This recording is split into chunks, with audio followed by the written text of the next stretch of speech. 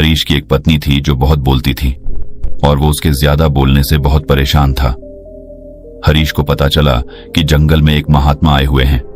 वह अपनी पत्नी को उनके पास लेकर जाता है और कहता है कि मुनिवर, कृपा करके आप इसे समझाइए, ये बहुत बोलती है। मेरे मना करने के बाद भी इसका दिन भर इसका मुंह चलता ही रहता है। मैं इसे कितना समझाता हूं कि कम बोलाकर चुप रहना सीख, लेकिन नहीं, और हर बार इसकी वजह से लड़ ढाई होती है। महात्मा मुस्कुराए और बोले, मैं तुम्हें इस बात को एक कहानी की मदद से समझाता हूं। मेरा गुरु का एक शिष्य था जो बहुत बोलता था। वह हर समय इधर उधर की बातें करता था और कभी शांत नहीं रहता था।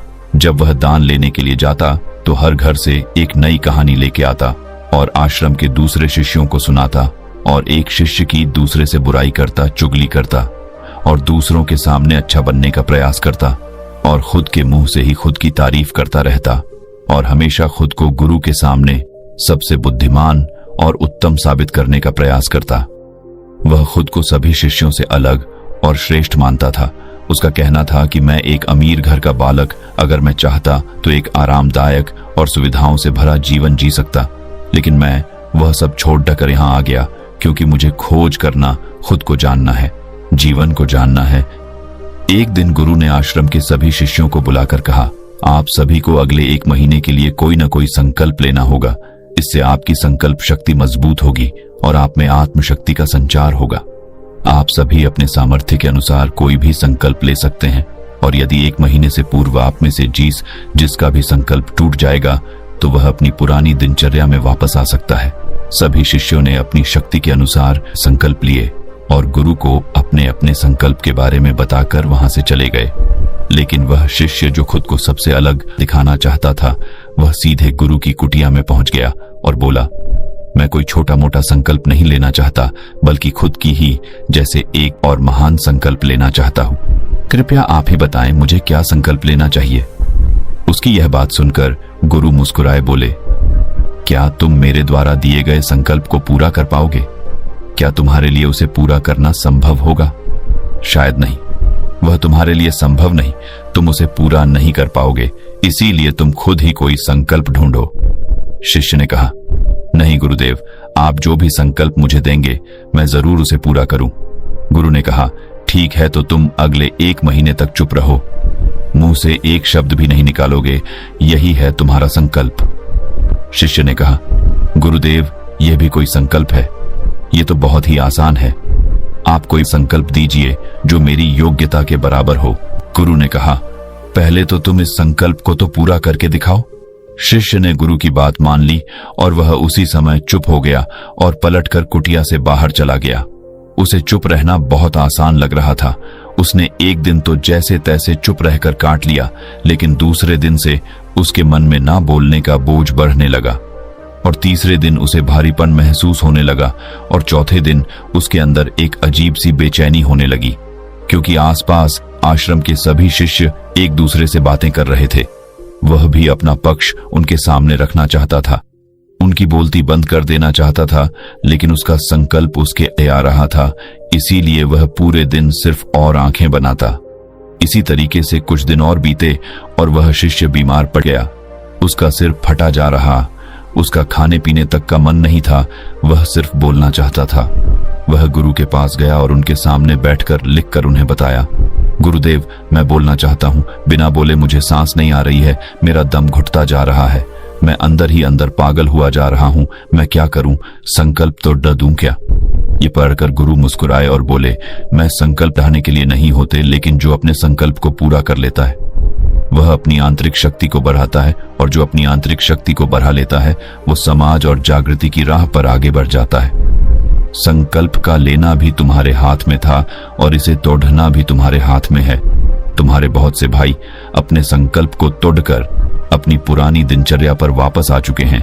अगर तुमसे नहीं हो पा रहा तो तुम भी संकल्प तोड़कर अपनी पुरानी दिनचर्या पर वापस जा सकते हो। लेकिन याद रहे, अगर आज तुम इस छोटे से संकल्प को नहीं संभाल पा रहे तो तुम अपनी बाकी की पूरी जिंदगी को कैसे संभाल सकोगे? बाकी फैसला पूरी तरह से तुम्हारे हाथों में है।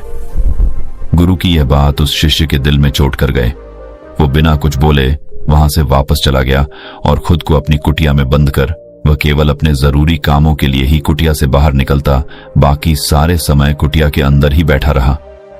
15 दिन बीत चुके थे और आश्रम के लगभग सभी शिष्यों का संकल्प अब तक टूट चुका था, लेकिन उसका संकल्प अभी भी जारी था। संकल्प लेने के बाद से अब तक उसने एक शब्द भी नहीं बोला। सारा आश्रम हैरान था कि इतना बोलने वाला इंसान चुप कैसे हो। 15 दिन बीतने के बाद वह दोबारा अपने गुरु के पास गया और लिखकर बताया है, गुरुदेव, मैं बाहर से तो चुप हूं, लेकिन मेरे भीतर बहुत सी आवाजें हैं, बहुत सी चीख पुकार और शिकायतें हैं। मैं अंदर ही अंदर बात करता रहता हूं। मेरा मन तरह तरह के प्रश्न पूछता है। मैं बाहर से जितना मोर, भीतर से उतने ही शोर शराबे से भरा। क्या इस तरह से मेरा संकल्प अभी भी है? गुरु ने कहा, हाँ, तुम्हारा संकल्प अभी भी जारी है, लेकिन जब तक लोगों की ये आवाजें तुम्हारे कानों में उठती रही, तुम्हारा मन बोलता रहेगा, क्योंकि इसे तो आदत है। तुम भले ही बाहर से चुप रहो, लेकिन तुम अंदर ही अंदर बोलते रहोगे। तुम्हें इन बातों से, इन आवाजों से दूर जाना चाहिए। शिष्य गुरु को प्रणाम कर वहां से चला जाता है और सुबह होते ही अपनी कुटिया छोड़ जंगल की तरफ चला जाता है। कई दिन बीत जाते, संकल्प का समय भी पूरा हो जाता है, लेकिन शिष्य लौटकर नहीं आया। आश्रम में सभी को डर था कि कहीं जंगली जानवर ने उसे खाना लिया हो। इस बीच उसे ढूंढने की बहुत कोशिश की गई, लेकिन वह कहीं नहीं मिला। गुरु भाइयों ने मान लिया था कि जंगली जानवरों ने उसे अपना शिकार बना लिया है, लेकिन गुरु को ऐसा नहीं लगता। एक दिन आश्रम का एक अन्य शिष्य गुरु के पास आया और बोला, गुरुदेव, हमारे उस अधिक बोलने वाले भाई के साथ क्या हुआ होगा? क्या जानवर ने उसे मार दिया होगा? गुरु ने कहा, हो सकता है कि जानवरों ने उसे अपना शिकार बना लिया हो, लेकिन उसके न लौटने की एक दूसरी वजह भी हो सकती है। शायद उसे वह मिल गया है जिसके लिए वह गया था। फिर शिष्य ने पूछा, गुरुदेव, क्या ज्यादा बोलना इतना हानिकारक होता है? गुरु ने बोला, कहा, इंसान के जीवन के बहुत सारे दुखों में से एक दुख यह भी है कि वह कभी चुप नहीं रह सकता, हमेशा कुछ ना कुछ बोलता ही रहता है। सिर्फ हमारे बोलने के कारण हमारे आधे से ज्यादा दुख पैदा होते हैं। हम में से कोई भी चुप नहीं रहना चाहता, हम बस सामने वाले को सुना देना चाहते हैं। जो भी हमारे मन में है सब निकालकर उसके मन में बैठा देना चाहते हैं, उसे समझा देना चाहते हैं कि देख, तू गलत है और मैं सही। इस तरीके से सुनने और सुनाने का यह काम जिंदगी भर चलता रहता है, लेकिन इस नासमझी में हम अपना समय, अपना जीवन, अपनी समझ और सबसे महत्वपूर्ण अवकीमती पल जो जिए जा सकते हैं, जिनको अनुभव किया जा सकता है, जिनमें आनंद को प्राप्त किया जा सकता है, यह सब खो देते हैं। लेकिन इसके बदले हमें मिलता क्या है? कुछ नहीं, सब व्यर्थ और बर्बाद हो जाता है। शिष्य ने पूछा, तो फिर इसका समाधान क्या है? गुरु ने कहा, पूरी जागरूकता के साथ अपने विचारों को देखना, यही एकमात्र तरीका है। सारी मानसिक समस्याओं का वर्तमान में रहकर चिंतन करना, पूरी जागरूकता के साथ अपना काम करना जिंदगी में चमत्कारिक बदलाव ला देता है। उसके बाद वह शिष्य गुरु से अपने प्रश्नों का उत्तर पाकर उनको प्रणाम करके वहां से चला गया। उस शिष्य को आश्रम छोड़ ढकर गए 3 महीने का समय बीत चुका था, लेकिन उसकी कोई खबर नहीं। अब तक तो सभी गुरु भाइयों ने भी उसके वापस लौटने की उम्मीद छोड़ी, लेकिन एक दिन वह आश्रम लौट आता है। लेकिन अब वह नहीं था जो यहां से गया था, वह कुछ और ही बनकर वापस आया था। उसके अंदर एक गजब का बदलाव महसूस किया जा सकता था। उसके चेहरे पर एक गजब का ठहराव और आंखों में बनी शांति थी। आश्रम में आते ही सभी गुरु भाइयों ने उसे चारों तरफ से घेर लिया और बातें करने लग गए। वह भी अपने गुरु भाइयों से बातें करने लगा। उससे बात करने वाले सभी ने यह अनुभव किया कि अब वह पहले जैसा उतावला और बातूनी नहीं रह गया था। उसके मुंह से एक एक शब्द बहुत ही सुलझे हुए और मधुरता के साथ निकल रहे थे। थोड़ी देर तक गुरु भाइयों से बात करने के बाद वह सीधा गुरु की तरफ चला गया। उसने गुरु के चरण छुए और कहा, गुरुदेव, क्या मैं अब भी मौन हूं? क्या अब भी मेरा संकल्प जारी है? गुरु ने कुछ देर तक शिष्य की आंखों में बड़े ध्यान से देखा और कहा, हां, तुम अब भी मौन हो। तुम्हारे मुंह से एक भी शब्द निकल नहीं रहा और तुम्हारा संकल्प अभी भी जारी है। शिष्य ने कहा, गुरुदेव, जब मैं आश्रम से गया तो मैं मुंह से तो चुप था, लेकिन मेरे अंदर बहुत सी आवाजें थी। मन में बहुत से प्रश्न थे और वह बंद नहीं हो रहे थे, तो मैं जंगल में चला गया, इस उम्मीद से कि वहां मुझे शांति मिलेगी और मेरे मन की बकबक कम हो जाएगी। लेकिन मैं जितना एकांत में जाता गया, मेरे अंदर की आवाज उतनी ही तेज होती गई। मेरे भीतर की पुरानी से पुरानी आवाज मुझे सुनाई देने लगी। तब जाकर मैंने महसूस किया कि मैं कितना गलत कर रहा था। जब मैं अपने परिवार वालों, दोस्तों को और गुरु भाइयों को बुरा भला कहता था तो उस समय मुझे लगता था कि मैं सही कह रहा हूं। जब मैं गुरु भाइयों की एक दूसरे से चुगली करता था और उनका मजाक बनाता, तब भी मुझे यही लगता था कि मैं उनसे बेहतर हूं और मैं सही कर रहा हूं। लेकिन उस दिन मैंने पहली बार महसूस किया कि मैं कितना गलत बोलता था। काफी दिनों तक ये आवाजें, ये शिकायतें मेरे अंदर चलती रहीं, लेकिन धीरे धीरे करके एक दिन ये सारी आवाजें मेरे अंदर से समाप्त हो गई। अब मैं भीतर से भी मौन हो गया। उस घने जंगल में बाहर से कोई बोलने वाला था नहीं और भीतर कोई आवाज बची ही नहीं थी, और मैं उस दिन पहली बार मौन का सही अर्थ समझा। मेरे चारों तरफ बहुत शांति थी। हालांकि अभी भी कुछ आवाजें आ रही थीं जो पहले भी आती थीं, लेकिन मैं उन्हें सुन नहीं पाता था। पर अब वह सभी आवाजें मुझे स्पष्ट रूप से सुनाई दे रही थीं। हवा के चलने की आवाज, चिड़ियों के चहकने की आवाज और पानी के बहने की आवाज। ये सभी आवाजें मैंने पहली बार पूरे होशपूर्वक सुनी। अपने चारों तरफ इतनी शांति मैंने पहले कभी महसूस नहीं की थी। तो इस शांति को भंग करने के लिए मैंने पहली बार अपने मुंह से कोई शब्द निकाला। मैं चिल्लाया, हे ईश्वर, ये कैसी शांति है? सभी कुछ इतना शांत क्यों है? ऐसा क्या हो गया?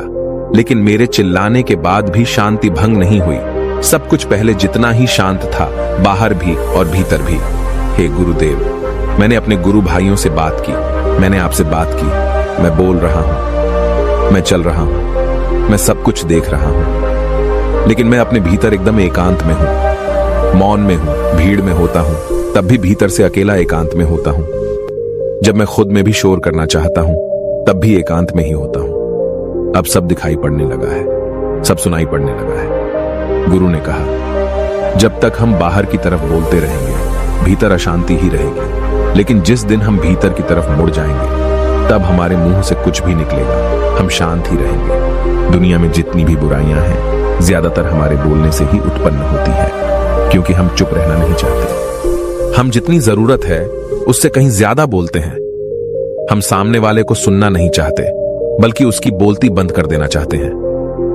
उसे समझा देना चाहते हैं कि मैं कौन हूं, मैं क्या कर सकता हूं, और यही हमारी जिंदगी का मकसद बनकर रह जाता है। हमारी सारी ऊर्जा व्यर्थ के बोलने में बर्बाद होती रहती है। ऐसे ही समाज में लोगों का जीवन दुखों से भर जाता है, जो हमेशा एक दूसरे को सुनाने में लगे रहते हैं। कभी एक दूसरे को सुनना नहीं चाहते, समझना नहीं चाहते, और चुप रहना तो उन्होंने कभी सीखा ही नहीं, क्योंकि चुप रहना उन्हें छोटा महसूस करवाता है। दुनिया की सभी लड़ाइयों का कारण हमारा बोलना ही है। इसलिए हमें सिर्फ उतना ही बोलना चाहिए जितना जरूरी हो, क्योंकि व्यर्थ का बोलना ऊर्जा को नष्ट करना है, और यह बोलना ही हमें कभी अपने भीतर की ओर लौटने नहीं देता, क्योंकि यह हमें बाहर की ओर खींच कर रखता है, और बाहर है ही क्या इस संसार के अलावा। लेकिन अगर अपने भीतर के संसार की ओर मोड़ना है तो इस मुंह को बंद ही रखना चाहिए। इसीलिए जितने भी बुद्ध हुए, आत्मज्ञानी हुए, वह सभी एकांत की ओर भागे, ताकि उन्हें ज्यादा न बोलना पड़े, ज्यादा सुनना न पड़े। वह एकांत में रहे और शांत रहे, इसीलिए आसानी से भीतर की यात्रा कर पाए। लेकिन अगर कोई चाहे तो इस संसार में रहकर भी एकांत में रह सकता है, शांत रह सकता है, लेकिन इसके लिए उन्हें अपनी ऊर्जा बचानी होगी, जिसे वह अब तक अपने व्यर्थ के शब्दों में बर्बाद कर रहे थे। दोस्तों, इस कहानी की सीख यही है कि व्यर्थ का बोलना ऊर्जा को नष्ट करना है। ज्यादा और व्यर्थ बोलना ही हमें अपने भीतर की ओर लौटने नहीं देता, क्योंकि यह हमें बाहर की ओर झुकाए रखता है, और जिन्हें भीतर की यात्रा करनी है उन्हें अपने मुंह को बंद ही रखना चाहिए। मुझे उम्मीद है कि आपको यह कहानी पसंद आई होगी और काफी कुछ सीखने को मिला होगा। कहानी के बारे में अपने विचार आप हमें नीचे कमेंट बॉक्स में कमेंट करके बता सकते हैं। बाकी अगर ये कहानी आपको अच्छी लगी हो तो इस वीडियो को लाइक करें, और ऐसी और कहानी सुनने के लिए डे इंस्पायर्ड यूट्यूब चैनल को सब्सक्राइब करें। तब तक मिलते हैं हम आपसे ऐसी ही एक और प्रेरणादायक कहानी के साथ अगले दिन। धन्यवाद।